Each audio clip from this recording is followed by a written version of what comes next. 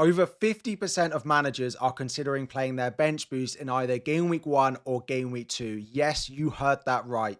I asked over 1,000 engaged managers their chip strategy and about their teams, and over 50% of them are considering a bench boost 1 or a bench boost 2.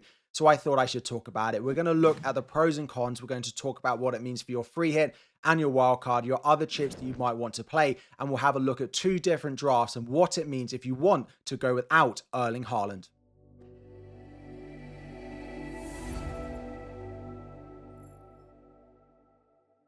What is up, everyone? FPL Harry here. Before we dive in, 2,000 likes is the aim. Subscribe if you are new around here as well. And I think this is a pretty big talking point. The early bench boost 1 or bench boost 2 is gaining massive momentum.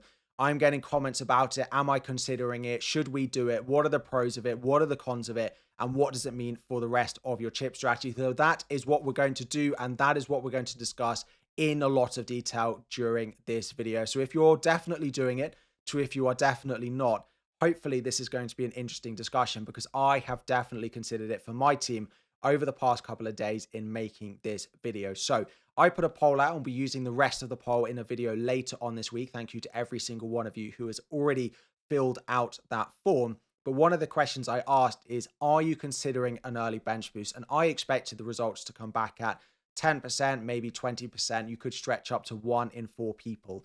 Over 50%, actually 55% of all the managers who replied to the poll are considering a bench boost 1 or a bench boost 2. Now, bench boost in Game Week 2 is slightly more popular, particularly because you've got Coventry at home to Hull. So it's a slightly cheaper way of playing the bench boost and maybe set your team up slightly longer term. We'll talk about the two different drafts later on in this video, but it was really surprising that over half of the game are considering this. This is growing every single day, and I think it will be much higher over the next couple of days, and I think it might even become the template once the season starts. Now, just to talk about why this tends to be a popular strategy since we've got double chips and since there has been less blanks and doubles in the first half of the season. So because there's no blanks and doubles in the first half of the season, there's no real benefit to saving the bench boost to play in a double game week because there's no double to play it in. You can play in every single week in the first half of the season. Every week is effectively the same. People often say that the bench boost is best played straight after a wildcard. We often wildcard in the second half of the season to set yourself up for the bench boost, which means in the first half of the season, you could save your bench boost to play after you play your first half of the season wildcard, or you could play it straight away at the beginning of the season, which effectively is a wildcard. We're all on effectively playing a wildcard at the moment. It's just Game Week 1. We can make unlimited changes, but that effectively is the wildcard. So in the second half of the season, you only get to play the wildcard once, and then you play your bench boost. So everyone plays it at a similar time. Whereas in the first half of the season, effectively you get Game Week 1, and then you get the wildcard. The issue with doing it after the wildcard chip itself is once you play that, if we don't wildcard again until Game Week 25, Game Week 30, what you want to be doing is building a team that sets you up well for 20 game weeks, from Game Week 5 to 25, or 25 game weeks to get you all the way to Game Week 30. So you don't really want to have to be worrying about playing your bench boost on top of that. You don't have to be thinking, okay, can I pick this defender? No, because I want to bench boost in Game Week 16 and that cheap defender has a bad fixture. What you want to be doing is building the most robust squad that can carry you forward for 25 weeks without having to worry about what 4.5 goalkeeper you've got on the bench or what 4 million defender you've got to help you plan for the long term and for that one game week, when actually you should be picking the player that you think is just the best, no matter what fixture they have in one random game week that you plan on having them as part of the bench boost. So with the growing conversation, it means that people are considering playing the bench boost in either Game Week 1 or Game Week 2. And when the fixtures got announced, there are some good cheap teams that can help you to do that, or you can invest in a lot of money into your starting 11 and bench and spread the money if you don't want to go with someone like Bruno or Haaland. That is another debate that people are having. It is a definite growing trend. We're going to look at a couple of drafts. We'll talk about the wildcard and the free hit, but it is something that every single manager should consider because you can get it out of the way, build a nice squad for the start of the season, then wildcard in and around Game Week 4 or Game Week 6, which are going to be the most popular weeks to wildcard this season. get on some price changes then, and forget about what is probably the most difficult chip in the entire game to play. So the first draft that we're going to take a look at is the Bench Boost Game Week 1 team. So all 15 players that you're picking have to be able to start and have a good fixture in Game Week 1. In goal, we've gone with two 4.5 million options in Verbruggen or Kinski. If you've got the 0.5, you could go for someone like a Haaland, also with two nice opening fixtures. But I imagine the majority of you will use your Manchester United spots elsewhere. At the moment, I've only got Maguire and Bruno Fernandes, but I've got Ajer currently on the bench, Spurs at home. But if it looks like Luke Shaw will be still first choice once Lewis Hall might join Manchester United, you could go for Luke Shaw in that 4.5 million defender spot. I've gone heavy on Sunderland. They've got a nice run of opening fixtures, so Ballard for great DEFCON appeal. Then I've gone with Enzo Lafia in midfield. We've still stuck with a bit of the Arsenal defence, despite the fact that their fixtures in Game Week 2 and Game Week 3 are not great. Calafiori's in. We've got Florian Wirtz and Dominic Szoboszlai. I am a little bit torn at the moment about which of those I want to have in my team, as it looks like Florian Wirtz has been practicing set pieces, which is normally Dominic Szoboszlai. So if Szoboszlai isn't on pens and Isak takes them, and Florian Wirtz is on corners, suddenly Szoboszlai playing a bit deeper, which we've seen in pre-season, might not be quite as essential as we thought. But if you could free up a bit of money, you could do a Ajer to another Ipswich defender. You could do Florian Wirtz up to an 8 million option in the likes of Mateus Cunha, O'Brien and Burmo. Up front, we've gone with Igor Jesus as the cheap forward. A nice fixture at home to Leeds. You don't need to worry about him too much in Game Week 2 when he plays Liverpool. João Pedro is in alongside Erling Haaland. Pascal Gross is the cheap attacker on the bench. This is roughly what I would go with if I was building a team to bench boost in Game Week 1. There are certainly ways that you can change this. The most obvious and easy way would be to sacrifice one of the more expensive players in this draft. That is probably Bruno or Haaland, but I would be advising you keep those. Florian Wirtz or João Pedro feel like the obvious ones to downgrade. Florian Wirtz to a 6 million midfielder or João Pedro to a 6 million forward. Both of those would free up 1.5 million to invest into your bench. Now, in doing that, you could do a Ajer up to Gvardiol. You could do a Ballard up to a Tarkowski. You could go and add in a Manchester United midfielder in place of Dominic Szoboszlai. You could add Lamens in for Verbruggen. You could even go for a second Arsenal defender if you want to sacrifice one of Florian Wirtz or João Pedro for the early bench boost. But this is probably the squad I'd be looking to build. It's got a good, strong bench with players you'd be happy to carry over the first few weeks as well. Again, when I look at it and I plan forward, I do think a wildcard in and around Game Week 4 is still quite likely for this team.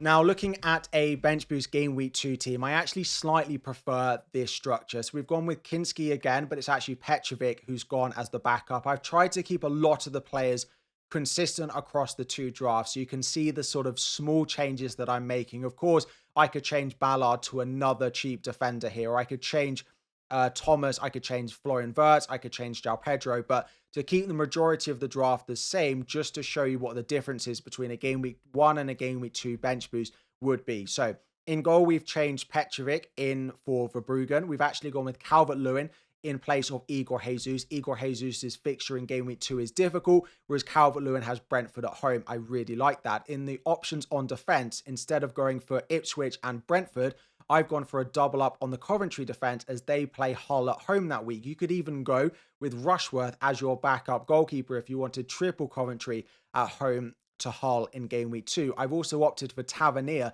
Now that Krupi Jr. is out injured, Kluivert or Tavernier will likely be taking penalties. Tavernier was taking them before Krupi Jr. took him off him. Tavernier was a great pick last time, and in Game Week 2 onwards, the Bournemouth fixtures definitely get better after they play Manchester City away in Game Week 1. The reason I prefer Game Week 2 over Game Week 1 bench boost slightly is I think that the bench players are slightly better to carry your team long term.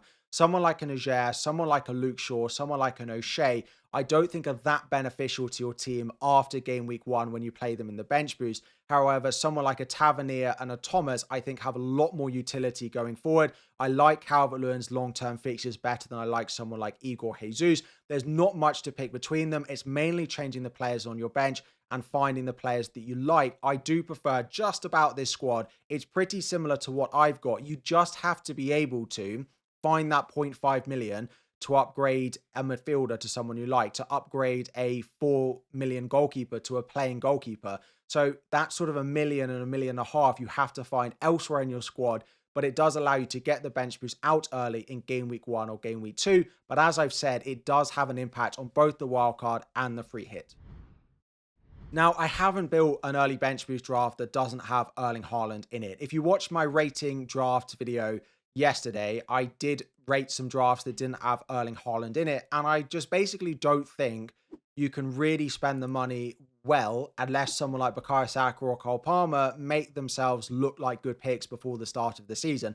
And at the moment, I really don't think that is the case. The other issue with selling Erling Haaland is he always starts the season well. The opening fixtures are good. There are none of those first 5 fixtures that I'm particularly scared of having Erling Haaland in. And I would be pretty worried to go without him in pretty much every single one of those. Bournemouth, a new manager, lost some of their defenders. Crystal Palace, no Mark Gay, no Lacroix, and of course, a new manager. Coventry, newly promoted. Manchester United, probably the hardest, but they still leaked goals at times last year. And Sunderland, away from home, were a very different team compared to they were at home.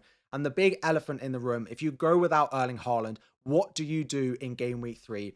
Haaland is not only the most captain player, the most obvious captain in game week 3, he is also a triple captaincy candidate. It is a huge risk to go without him, especially when you add in game week 3, which will likely force people who start without Haaland to either free hit or play the wildcard. So that then poses the final question that if you do look to play the bench boost early, what does it mean for your team and when could you likely play the bench boost? Now, really interestingly, if you look at the completely free Fantasy Football Scout fixture ticker, again, the link in the description, completely free. You don't even need an account if you want to go and check it out. You can have a look. And if you look at the teams that we're picking to make up the majority of those bench boosts, particularly in game week 1, but also in game week 2, once you get to game week 3, 4, and 5, they fall a lot lower down that fixture ticker, which will cause you a real issue, which is why particularly the game week 1 bench boost, the game week 2 one to some extent, but it doesn't happen quite as severely, we'll be looking to play a bench boost early in and around game week 3, 4, or 6.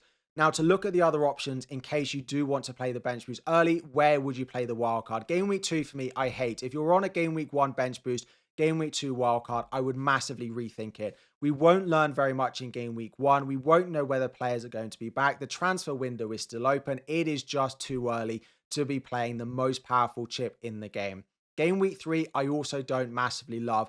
Again, it feels quite early, but the big thing for me is around fixture swings between game week 3 and game week 4. In game week 3, Arsenal played Chelsea, whereas in game week 4, both of them have really good fixtures. So if you wildcard in game week 3, you're either going to have to pick Arsenal and Chelsea players. The majority of you would say, well, Harry, just pick Arsenal and bench Chelsea. That's the way the result will go. Well, probably, but you can't do that with all 6 of them, right? So that is one issue. Coventry, another team who are important as part of the bench boost, and you might want to have long-term. Difficult fixture in game week 3, easy fixture in game week 4. You also see that for another couple of teams which you might want and also form a important part of the bench boost. Manchester City, Manchester United and Sunderland as well all have good fixtures in game week 3, but in game week 4, Manchester City play Manchester United and Sunderland play Arsenal. So game week 3 feels a really, really difficult week to play the wildcard, which is why for me, if I go with an early bench boost where I'm slowly growing to the possibility of it, it will involve a game week 4 wildcard, a game week 6 wildcard, or delaying it altogether. Game week 4 is after those fixture swings. You can load up more on Chelsea and Arsenal, even going for Manchester City to own after that game against Manchester United. Game week 6 is great because it's after that really long international break that we've got after game week 5. Then we have a 3-week break effectively until game week 6 returns, or you just try and build a squad with some Coventry, some good backups without spending loads of money on them, someone like a Pascal Gross, and just carry them long term and try and delay the wildcard. Now, almost 50% of managers who are looking to play the early bench boost are looking to play the early wildcard before or including game week 6. Only 20% are looking to play the free hit, but it is still a relevant part of the conversation that 1 in 5 of them are trying to combat that game week 3-4 fixture swing with the free hit. So if you are building a bench boost in game week 1 or game week 2 that includes lots of Arsenal and lots of Chelsea, then you might need to free hit in game week 3 to load up more on Manchester United and Manchester City. Or if you're owning lots of Manchester City and Manchester United and Sunderland early on, but you're not owning lots of Arsenal and Chelsea, then you could free hit in game week 4 to sell those Manchester United and Manchester City by Arsenal and Chelsea and maybe save the wild card later down the line. It feels pretty difficult. Almost 70% of those who replied to the poll, lots of interesting stuff that came out of it we'll be talking about during the course of this week. But almost 70% of managers playing the bench boost in game week 1 or game week 2 are planning on playing another chip by game week 6 at the latest. And that is the knock-on impact. If it didn't have a knock-on impact, it would be a no-brainer to bench boost 1 or bench boost 2 if it didn't have a knock-on impact. But the knock-on impact is the free hit or the wild card needing to be played in and before game week 6. It is possible to do it without. About 1 in 3 are trying to do that, but it is very popular to combine it with a second chip. And that means that if you're not wildcarding early, and a lot of people are, you risk getting left behind as well. So I'm putting a lot of thought into my team and about whether I am considering it. Bench boost 2 seems much more likely than bench boost 1, particularly because I just love Thomas of Coventry, and he has Hull at home in game week 2, whereas Arsenal away in game week 1. So that is much better for a bench boost 2. But we'll cover this more as game week 1 gets closer. I think there is 1 or 2 things which will make this even more popular.